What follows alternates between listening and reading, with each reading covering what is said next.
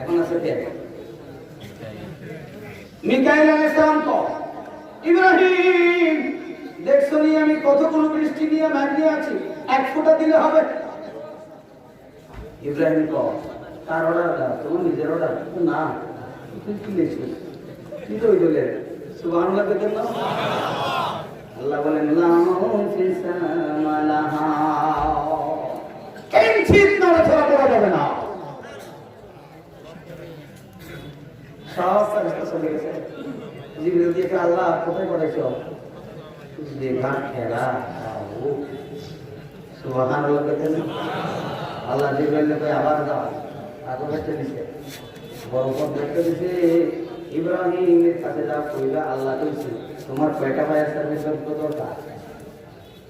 হ্যাঁ, কয়টা fire service, কয়জন বাহিনী, কি কি অস্ত্র লাগবে লিখে দাও। সুবহানাল্লাহ। জিবরিল আবার আসছে, ইব্রাহিমকে আবার দিলে ঘটনা কি? আল্লাহ কইছে কি কি লাগবে, কয়টা অস্ত্র, কয়টা ফায়ার সার্ভিস, আগুন নিবে ফেললে একটু লিখে দে। ইব্রাহিম আলাইহিস সালাম বলেন এমন কোন আল্লাহর গোলামি করি না বিপদের সময় কি লাগবে না লাগবে তার খবর নাই। সুবহানাল্লাহ। বেখবর কোন মালিকের ইবাদত আমি করি না, এই বিপদের সময় আমি লিখে দিলে ভুল হয়ে যেতে পারে। আমার কি কি প্রয়োজন হবে আমার মালিকের খবর আছে। আসানা নাই কয়দিন থাকবা, কয়দিন না থাকবা, কয়জনকে ফাঁসি দিবা সেটার খবর আল্লাহর কাছে আছে না? আরে কথা বলবেন না ছেলে ভাই, বেখবর কোন মালিকের ইবাদত করি না। আল্লাহ কয় ইব্রাহিম, আমার আল্লাহ আমার ইব্রাহিমকে পাস করে দিয়েছে, এখন কোথায় ইব্রাহিম? জন্মটঙ্গির ভিতরে থানার ভিতরে গ্রেফতার করে রাখছে। ওসির নাম আগুন, ওসির নাম কি? ডাইরেক্ট কারো ফোন দেয় না, টেলিফোন দেয় আল্লাহ। আল্লাহ তো মোবাইল আছে নাই? কথা বলো আল্লাহু আকবার। হে আগুন, কোন নেতা কর্মীর কাছে কোন ফোন না, ডাইরেক্ট বলে না হে আগুন, জাহান্নামের প্রধান অস্ত্র না বলো আগুন। জাহান্নামের অস্ত্র আছে না নাই? আরেকদিন আসলে বলবো জাহান্নামের 13টা অস্ত্র আছে। কয়টা অস্ত্র আছে? 13 প্রকার অস্ত্র আছে। 13 প্রকার অস্ত্র দিয়ে আল্লাহ পাক রব্বুল আলামিন জাহান্নামে শাস্তি দিবে। সেখানকার প্রথম অস্ত্রের নাম হলো আগুন। না ডাক দিছে ইয়া নার, হে আগুন। আগুনে ডাক দিতে আল্লাহ কি কইতেছে যে কারে গ্রেফতার করছস? আল্লাহ তোর কেডা, তোর কেডা? আল্লাহ তোর কেডা আছে না? আছে। তো কথা বলেন আছে না? আরে কেডা দুই প্রকার, একটা ছুরি দিয়া বন্দুক দিয়া ডাকাতি করে একটা কেডা, আরেকটার নাম হলো বিসিএস কেডা। সুবহানাল্লাহ। আরে বিসিএস কেডা, বিসিএস এর টিকে গেলে চাকরি থাক আর না থাক বেতন আছে না নাই? উম্মত থাক আর না থাক অসুবিধা নাই, লক্ষ লক্ষ হাজার হাজার কিয়ামতের ময়দানে উম্মত উঠবে, নবীর উঠবে, একটা পয়গম্বর নাই, একটা পয়গম্বর নাই, কিন্তু নবুয়ত আছে না নাই? এটা হচ্ছে বিসিএস ক্যাডার। আল্লাহর কাছে লক্ষ লক্ষ বিসিএস ক্যাডার আছে না নাই? পয়গম্বরটা হলো বিসিএস ক্যাডার। উম্মত থাক আর না থাক কোনো অসুবিধা নাই, নবুয়ত আছে। সুবহানাল্লাহ। আগুন কারে ধরছো? আল্লাহ তোর ক্যাডার দিলে দেখছিস আল্লাহ আনাই দূরে নেই তো, এতে নম্বর দিয়ে হেঁটে ঢুকে দিয়েছি আর ঠিকঠাক। সুবহানাল্লাহ বলতেন না? এই আগুন আনা মানে কার? কার? এখন আছে না নাই? এই ওসি সব ধরতে চায় না, তাহলে ভাঙ্গারে কাহিনী করে ওসি ধরতে চায় না, এই হলো জোর করে নেতা ফেলায় যাবে। ঠিক কিনা বলে? আমি প্রোগ্রাম করে আসতেছি ব্রাহ্মণবাড়িয়া থেকে, আমাকে গ্রেফতার করলো কুমিল্লা। রাস্তা ব্লক করে বলছে আপনাকে বলেছে আপনাকে যেতে হবে থানায়। ভালো কথা, এত রাত্রে থানায় যাবো, কালকে ক্লাস আছে, আমাদের পড়ার কিছু নাই, অর্ডার হলো আপনাকে থানা যেতে হবে। বাস নিয়ে গেল থানায়। ড্রাইভার এক জায়গায়, আমি এক জায়গায়, আমার সাথে আরেকজন ছিল, একটা সাথে ছিল, সে এক জায়গায়। একটা রুমে গিয়ে বসে রাখলো। হঠাৎ করে দেখতেছি ওসি সাহেব আসছে। উনি আমার দেখে চুপ নাই আনসার সাহেব আপনি যাই হোক ওনার সাথে পরিচয় ছিল আমাকে দেখে কিন্তু ব্যবস্থা না আনসার সাহেব আপনি আবার আপনার সাথে বললাম আমি আমার একে একে ওই উনি আমার 3 বার গ্রেফতার করছে কয়বার আলহামদুলিল্লাহ একবার রাখতে পারেন এদের ব্যবস্থা করেছেন কে কথা বলে না কে আবার আপনার সাথে বললেন না যে আপনি আমার নিয়ে আসলেন যে আপনি যে আপনার এসআই রেজলিউশন নিয়ে এসে ঘটনা কি বাদ দেন তো ভাই এখানে আপনি যে জানেন না তো বারবার ফোন আসতেছে উপজেলা থেকে আপনাকে গ্রেফতার করতে আপনার গাড়ি নম্বর সহ সব টোটাল এখানে দিয়ে দিচ্ছে আপনি তো জানেন না কি করতে হবে নিয়ে গেছে কে এসআই ছেড়ে দিল কে উসি সুবহানাল্লাহ কইতেছো উসি হলো আগুন এ আল্লাহ আগুন কি কায়দার সুস্থ কেডা আল্লাহ কি করতে হবে এখন যদি এমপি সাহেব বলে ওসি সাহেব কোন একজন অপরাধীকে ধরে নিয়ে আসছে এমপি সাহেব যদি বলে ওসি জি স্যার আর কিছু বলটুকে দোষী তিলাই বাবা পাওয়া গেছে এরকম বলটু আছে না নাই আপনাদের ইসলামপুরে নাই এখনো আছে নাকি বলটু আল্লাহ তুই হেফাজত করো হেদায়েত করো আমিন কোন হ্যাঁ কারে চোসা বলটু জানো না হেতে আর ফালতু বাচ্চা এখন ওসি সাহেব কি আছে না ভিতরে বলে গেছে জি স্যার এখন ছাড়া দিতেছি যত বড় অপরাধী হোক এমপি ফোন পাওয়ার পরে তার সেটা না আসছে এখন ডাইরেক্ট ফোন দিছে কে ইয়ানা কুনি বরদা সালামান আলা ইব্রাহিম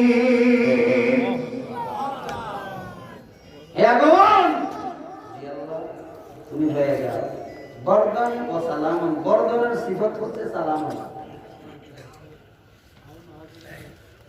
শীতাতম নিয়ন্ত্রিত বর্তন ও সালামা মানে এসি এয়ার কন্ডিশন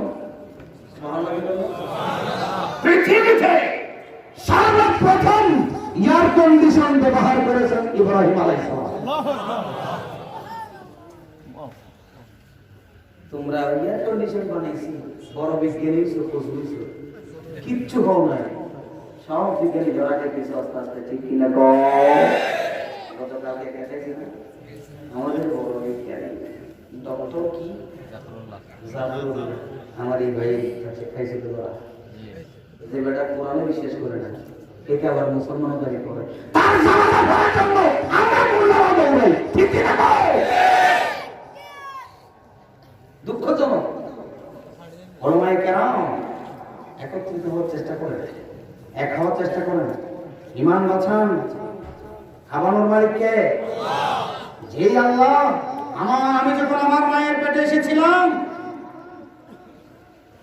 যখন খাবারের প্রয়োজন হয়েছে পৃথিবীর কোন ডাক্তার কোন কবিরাজ কোন মুরব্বী কোন মা কোন বাবা আমাকে খাবার দেয় নাই আমাকে খাবার দিয়েছিল রব্বুল আলামিন ঠিক কি না বলেন সে আল্লাহর কথা বিশ্বাস লাগে না যে আল্লাহ আমাকে পেটের ভিতরে খাওয়াতে পারে সে আল্লাহকে আমাকে কোন খাওয়াতে পারে না সামান্য বিগত একটা ফ্ল্যাট পাওয়ার জন্য ইমান বিক্রি করে দেবে ওলামায়ে কেরামকে এক হতে দিচ্ছে না বিভিন্ন ফেরকা বিভিন্ন ফাসাদ আছে না নাই আমরা যখন ঘোষণা দিব কোন নাস্তিক কোন মুরতাদ যদি মারা যায় তার জানাজা পড়াবো না দেখবেন যে এক্সেলের মূল্য উঠে গেছে জানাজা পারে বলে তো ঠিক না এই জাফরুল্লাহর মতো মানুষ যে বলে যে কোরআনের মধ্যে বিশ্বাস করে রাসূলুল্লাহর উপরে আয়াত নাযিল হইছে এতে বলতেছে কালকে সঙ্গে আশ্চর্য হয়ে গেছে সে বলতেছে এটা মুহাম্মদ রাসূল কোন ইন্ডিয়া বউকে বেশি বিশ্বাস করে সেজন্য নাউজুবিল্লাহ বলে স্ত্রীকে বেশি বিশ্বাস করে সেজন্য আল্লাহরে কইয়া এই আয়াত নাযিল হয়েছে নাউজুবিল্লাহ কইতেন না আল্লাহরে বলে না কি এই আয়াতগুলো নাযিল হয়েছে তাহলে কোরআনের প্রতি তার ঈমান নাই মুসলমান হবে কথা বলেন না কেন আল্লাহ হেদায়েত দান করুন হেদায়েত হলে তো ভালো না হলে এইসব মানুষের জানাজা পড়া যাবে আমরা না পড়লে কি এটা টেনশন নাই তো কোনো কিছু রান্না না পড়লে সমস্যা নেই আমরা ডিজিটাল মোড গিয়েছে হ্যাঁ ও ডিজিটাল মৌলবি আছে বলে ঠিক না? প্রয়োজনে 3 রাকাত মার দিন সমস্যা নেই ঠিক না? তাহলে আবার উযু ছাড়া কি আমাদের এখানে জানাজা কয় রাকাত হয়? কয় তাকবীর হয়? কথা বলেন কথা কি বুঝানো যায় না? জিনে তোরা খাটি আমি পারম কারণ না বলে কয় তাকবীর হয়? আর যদি বলেন কয় তাকবীর? আর চিল্লা বলেন কয় তাকবীর? ডিজিটাল জানাজা 3 তাকবীর হয়। কয় তাকবীর হয়? তা আবার উযু ছাড়া নারী পুরুষ হিন্দু বৌদ্ধ খ্রিস্টান তো বলে একসাথে কম কম কম ঠিক কিনা কম এটা নাম ডিজিটাল ডিজিটাল জানাজা বাংলাদেশে করেছে তো বুঝছে না কোথায় বলেন তো কেউ করতে পারবে টাকা চাইছে বলছি ঢাকাতে সামলা সত্তরে একটা তাদের কথিত কি যুদ্ধ মারা গেল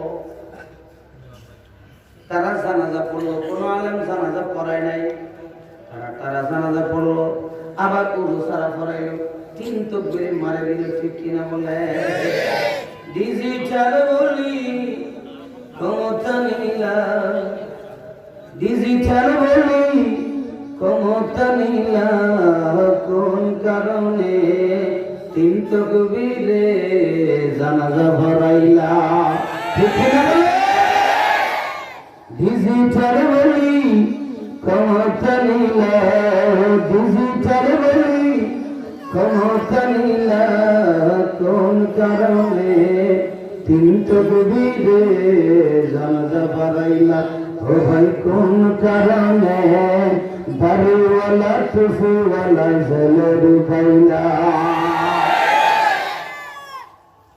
ক্ষমতা পাইছে তোরা বহুদিন পর না ভগবান আইসে শাহাদাত সত্য ঠিক কিনা বলে ক্ষমতা পাইছে তোরা বহুদিন পর না ভগবান আইসে শাহাদাত সত্য নাস্তিক মুরতাদের মালা বানাইলা ঠিক কিনা বলে নাস্তিক মুরতাদের মালা বানাইলা কোন কারণে 3 তাকবীর বলে কোন কারণে 3 তাকবীর জানাজা পড়াইলা ঠিক কিনা বলে আছে না আমার ভাই ইব্রাহিম আলাইহিস সালাম অগ্নিকুণ্ডের ভিতরে টেলিফোন করে কে ইয়া নারু কুনি বারদান ওয়া সালামা আল্লামা সালাউল্লাহ ফরিদপুর রাহমাতুল্লাহি আলাইহি তাফসীরে মুজাহারির ভিতরে তিনি লিখেছেন যদি আল্লাহ বরদনের পরে সালাম সিফত না বলতো তাহলে এমন ঠান্ডা হয়ে যেত রে ইব্রাহিম কুয়ার ভিতরে থাকতে পারতো না সেখানে আল্লাহ বলেছেন বারদান সালামা কতদিন ছিল সেটা নিয়ে অনেক মতানৈক্য আছে 40 41 70 অনেক মত আছে তবে সবথেকে গ্রহণযোগ্য হলো যেই তাফসীর এটা হলো 40 দিন কোথায় ছিল 40 দিন আরামে না কষ্টে নম্বর হলো টাকা ওমা ইব্রাহিম কি মরস নাই না থাকবো আসি চলো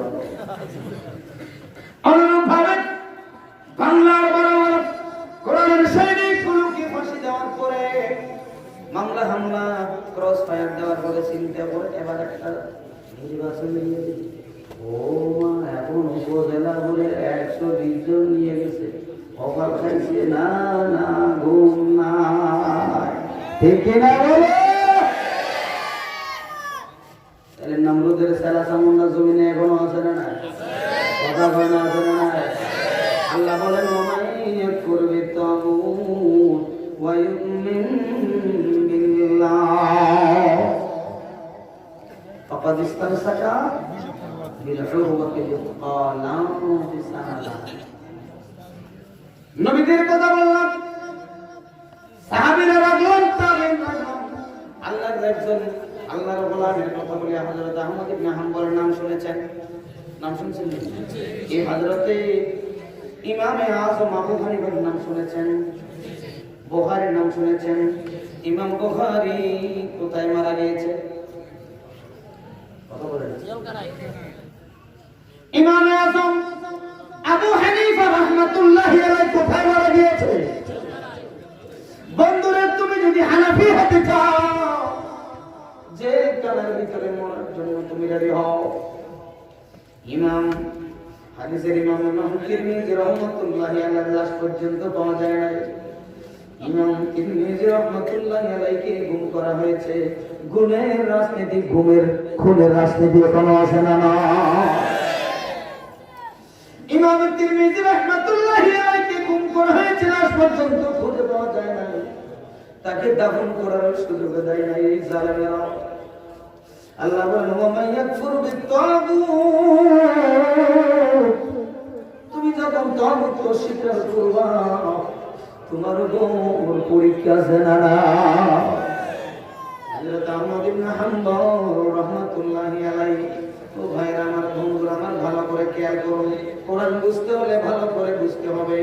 ইমাম আহমদ ইবনে হাম্বল রাহমাতুল্লাহি আলাইহি, যিনি শত শতবার আল্লাহর পয়গম্বরের সাথে সাক্ষাৎ করেছেন, কথা বলেছেন স্বপ্নের মাধ্যমে, কোনো বিপদ আসলে আল্লাহর পয়গম্বর থেকে যিনারা সরাসরি সমাধান নিতে পারতেন।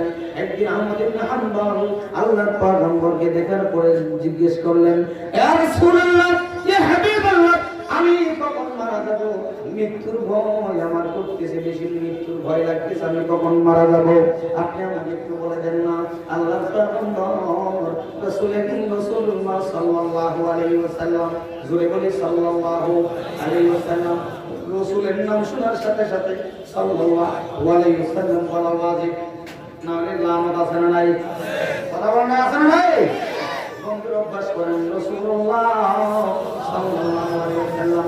ইমাম আযম হযরত ইমাম আবু হানিফা বলেন, এক জলসার ভিতরে, এক মজলিসের ভিতরে, এক বৈঠকের ভিতরে একবার সাল্লাল্লাহু আলাইহি ওয়াসাল্লাম বললে ওয়াজিব আদায় হয়ে যাবে, প্রত্যেকবার বলা মুস্তাহাব। কিন্তু আরো তিন ইমাম, ইমাম শাফিঈ, ইমাম মালিক, ইমাম আহমদ ইবনে হাম্বল বলে, না না, যতবার শুনবা ততবার বলা ওয়াজিব।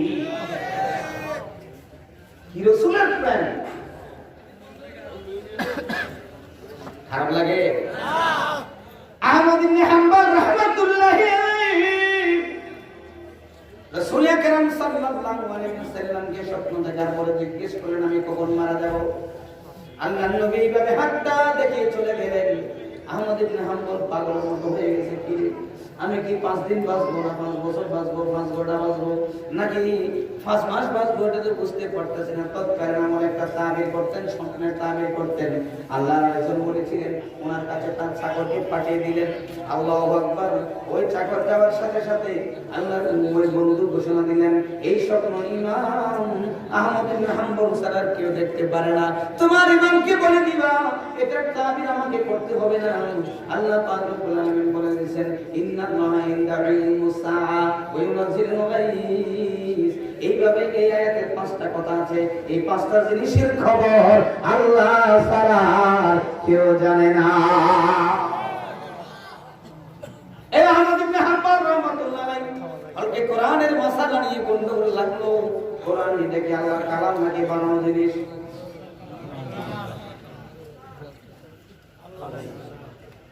কোরআন এটাকে আল্লাহর কালাম নাকি সৃষ্ট কোনো জিনিস? আবার বলেন, কার কালাম? মুতাজিলা গ্রুপ ঘোষণা দিল কোরআন মাখলুক, কোরআন এটা সৃষ্ট জিনিস।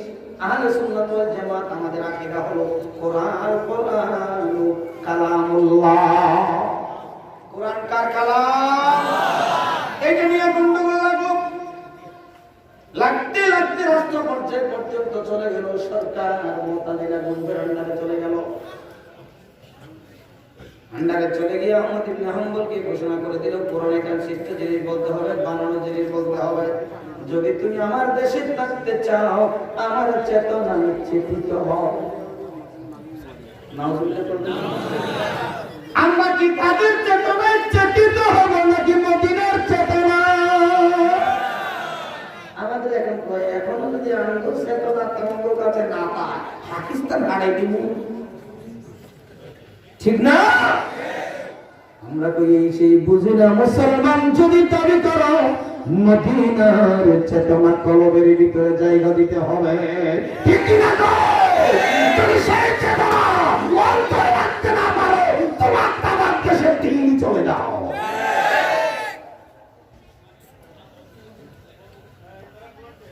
ইমামে আজম হযরত ইমাম আহমদ ইবনে হাম্বল রাহমাতুল্লাহি আলাইহি বলেন না না আল কোরআনু কালামুল্লাহ গায়রু মাখলুক আল্লাহু আকবার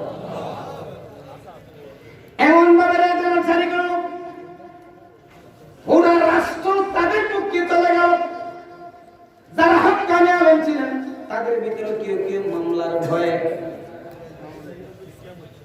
জেল জুলুম অত্যাচারের ভয়ে ভয়ে তারাও চুপ হয়ে গেল এখনো সেরকম আছে না আর কিছু হাইব্রিড হইয়া তাদের দলে যোগ দিল এখনো সেই রকম হাইব্রিড আছে না না আল্লাহ বলেন লাম ফিসাম আল্লাহ হাইব্রিড হইতে পারবা না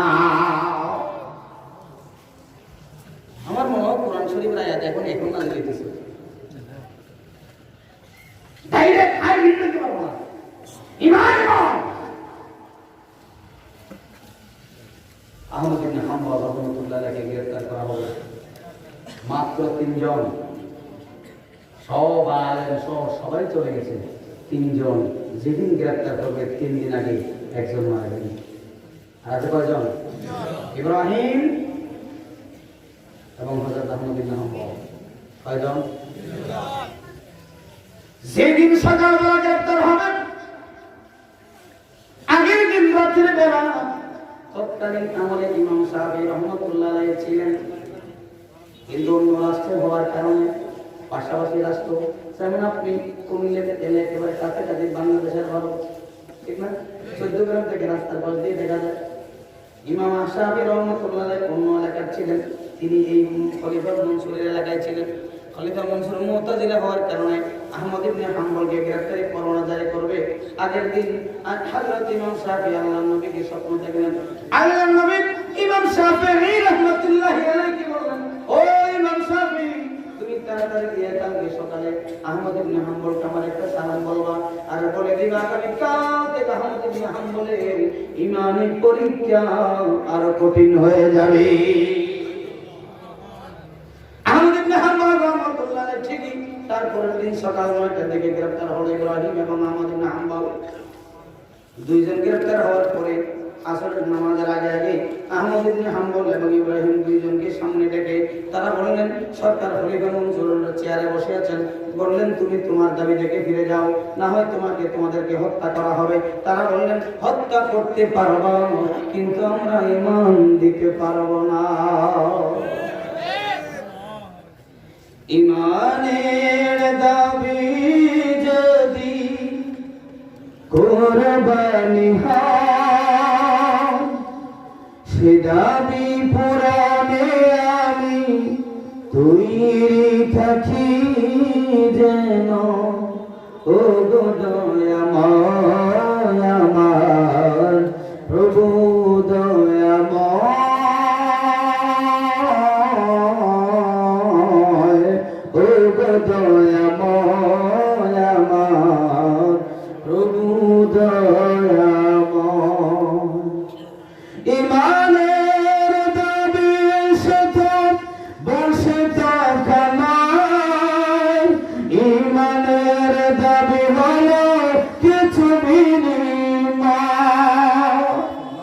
সেই বিনিময় যদি কলিজার ঘাম হয় সেই বিনিময় যদি কলিজার ঘাম হয় সেই ঘাম দিতে আমি তৈরি থাকি যেন ও গো দয়াময় আমার প্রভু দয়াময়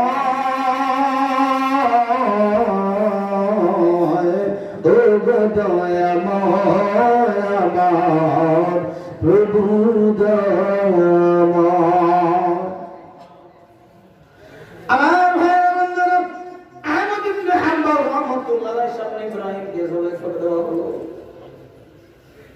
ইবনে হাম্বল রাহমাতুল্লাহ আলাইহি 72 বছর বয়স ছিল তখন হাতে হাত করার লাগাই দিছে, পিছন দিয়ে এমন ভাবে বেঁধে রেখে সামনে দিয়া ইব্রাহিমকে জবে করে দিল, শুধুমাত্র একটা দাবি করার কারণে, কোরআন আল্লাহর কালাম, সেই কথা বলার কারণে। এরপর আবার জিজ্ঞেস করা হলো, আহমদ ইবনে হাম্বল বল, এবার তোর সাথে কেটে জবে করে দিলাম, তোমার সাথে আর কেউ নাই, তুমি বল তোমার দাবি থেকে ফিরে আয়। আহমদ ইবনে হাম্বল বলেন, কোরআন ও কালামুল্লাহ গায়রু মাখলুক।